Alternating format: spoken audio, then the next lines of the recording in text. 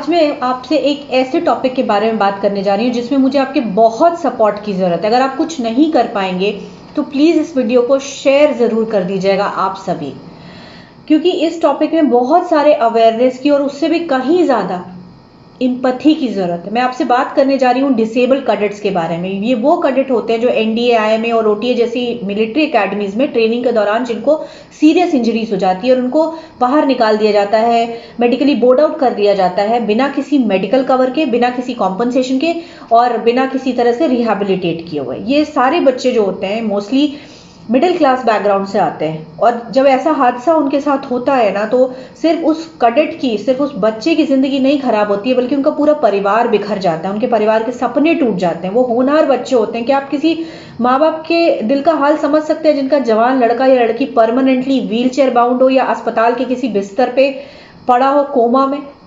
Can you imagine उस माँ बाप की हालत क्या होती होगी, उस परिवार की हालत क्या होती होगी।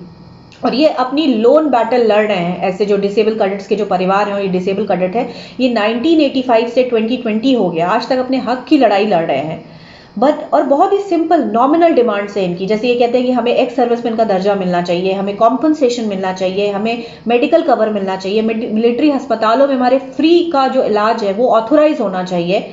बट कब इनकी मांग पूरी नहीं होती है। इंडियन आर्म्ड फोर्सेस को हम सभी गट्स, ग्लोरी एंड ग्लैमर के लिए जानते हैं। जो लोग वीर गति को प्राप्त करते हैं उनके बारे में भी काफी अवेयरनेस है और हम काफी रिस्पेक्ट भी करते हैं। बट डिसेबल्ड कैडेट्स, अपाहिज जो कैडेट जिनको आप कहेंगे, वो इंडियन आर्म्ड फोर्सेस का एक ऐसा चेहरा है जिसको देश ने, समाज ने और सेना ने बिल्कुल डिस्कार्ड कर दिया है, इग्नोर कर दिया है। उन्हीं की कहानी मैं आपको बताने वाली हूँ और उसको सुन के भी ना अगर आपके दिल में तकलीफ नहीं होती है ना, तो आप समझ लीजिएगा कि आपके पास दिल ही नहीं है। बताती हूँ मैं कुछ ऐसे कैडेट्स के बारे में आपको। Chetan Chaudhary, son of a soldier, he joined OTA in 2015, academically brilliant child.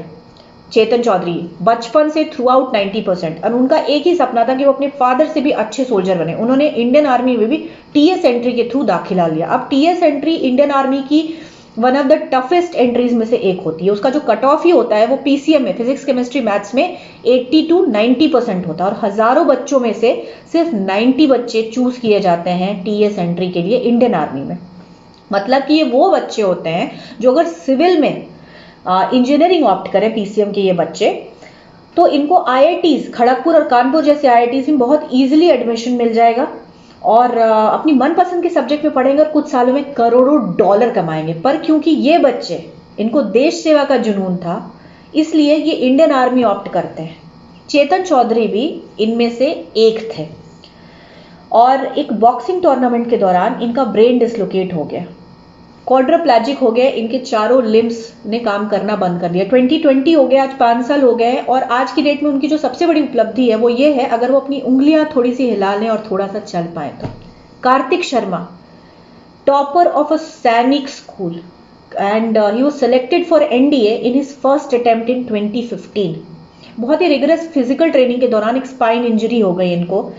इन्होंने he lost control over bowels and bladder में कोई कंट्रोल नहीं रह गया, zero power hands and limbs में। He was on ventilator for a long time. इनके father पता नहीं कि कहाँ भटके, किस अस्पताल में, कैसे कैसे उन्होंने 2-2 साल तक सब अपनी जॉब छोड़ के इनके साथ रहे हैं। वो परमानेंटली व्हील चेयर बाउंड है और आज की डेट में he requires 3 people to look after him. Anunya Chaturvedi, NCC cadet, she joined OTA in 2009. 2010 she got injured.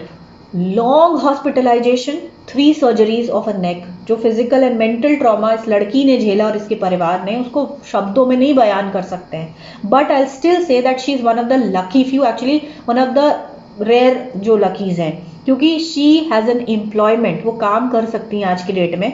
She teaches इन नवोदय विद्यालय जोधपुर। शुभम गुप्ता, 2014 में when he joined NDA, he was only 19 years old and he has this dream of becoming a first grade officer and serve in Indian Army. 2 साल के बाद he had a spine injury. Swimming pool में एक training के दौरान उनका जो sir है वो फ्लोर से टकराया और उसकी स्पाइन को जर्क लग गया, क्वाड्रिप्लेजिक हो गए, परमानेंटली व्हीलचेयर बाउंड हो गए। इनकी भी एक बहुत ही अनफॉर्चुनेट, बहुत ही सैड स्टोरी है। इनका जो मंथली खर्चा है 40,000 रुपीज है, जो कि वो खुद उनकी फैमिली उठाती है।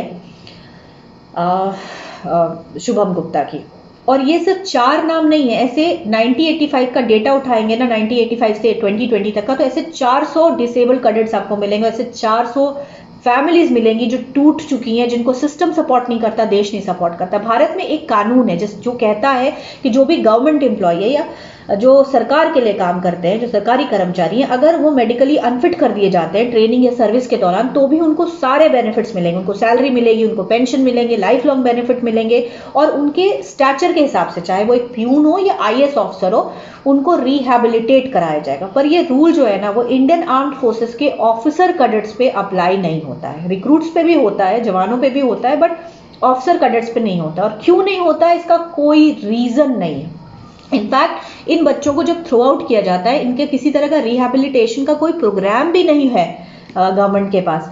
क्योंकि आप देखो कि ठीक है, फौज में एक्टिव ड्यूटी पे बहुत ही रिगरस प्रोसेस से इन बच्चों को लिया जाता है ना, और आप बस उनको थ्रो आउट कर देते हो।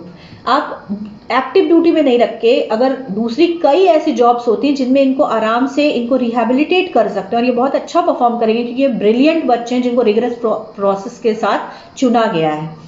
जैसे कि एजुकेशन कोर है, कंप्यूटर्स के काम है, या कितने सारे तो सिविलियंस रिक्रूट करती है इंडियन आर्मी। आप वहां पे इन कैडेट्स को रख सकते हो, बट नहीं करते हैं।